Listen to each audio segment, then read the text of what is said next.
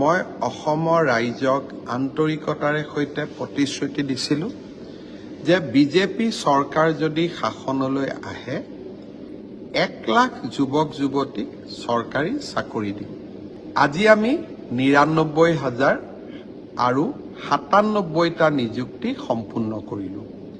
PWD roads আৰু building ডিপাৰ্টমেণ্টত আজি আমি ৬০০ জনতকৈও অধিক জুনিয়ৰ ইঞ্জিনিয়াৰক নিযুক্তি দিলোঁ আৰু ৮১২ গৰাকী নাৰ্ছক নগাঁও, কোকৰাঝাৰ, নলবাৰী আৰু তিনিচুকীয়া মেডিকেল কলেজত আমি নিযুক্তি দিলোঁ।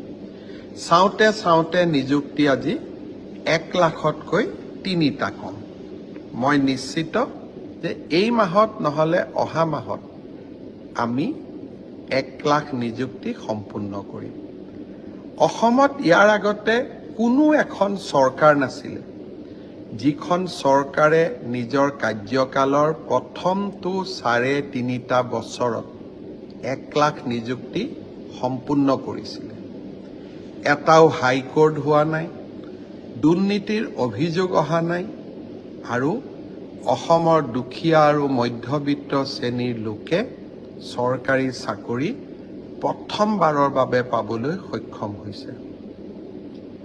এতিয়া মোৰ লক্ষ্য অনাগত দিনত আৰু 50,000 নিযুক্তি সম্পূৰ্ণ কৰিব পাৰোঁ নেকি। চেষ্টা অব্যাহত থাকিব, মই মোৰ কাম কৰি গৈ থাকিম। আমাৰ সকলোৰে মনত আছে 2021 চনৰ মে' মাহত ইনফেক্ট 10 মে' তাৰিখে মই শপত গ্ৰহণ কৰিছিলোঁ।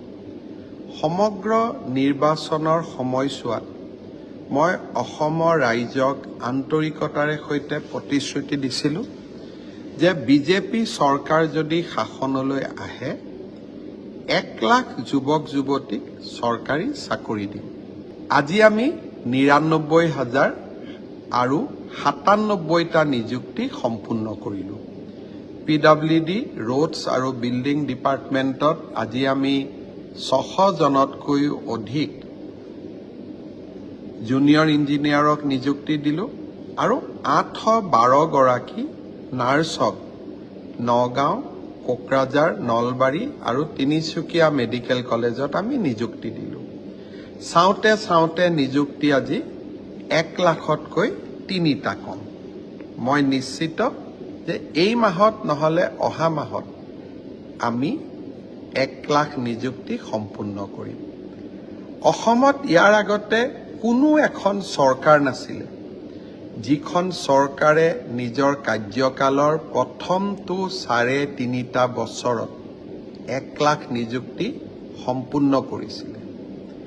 এটাও হাইকোৰ্ট হোৱা নাই, দুৰ্নীতিৰ অভিযোগ অহা নাই আৰু অসমৰ দুখীয়া আৰু মধ্যবিত্ত শ্ৰেণীৰ লোকে চৰকাৰী চাকৰি প্ৰথমবাৰৰ বাবে পাবলৈ সক্ষম হৈছে।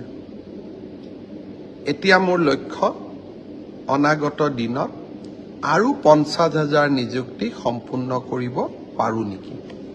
চেষ্টা অব্যাহত থাকিব, মই মোৰ কাম কৰি গৈ থাকিম। চাওঁতে নিযুক্তি আজি 1 লাখতকৈ 3টা কম।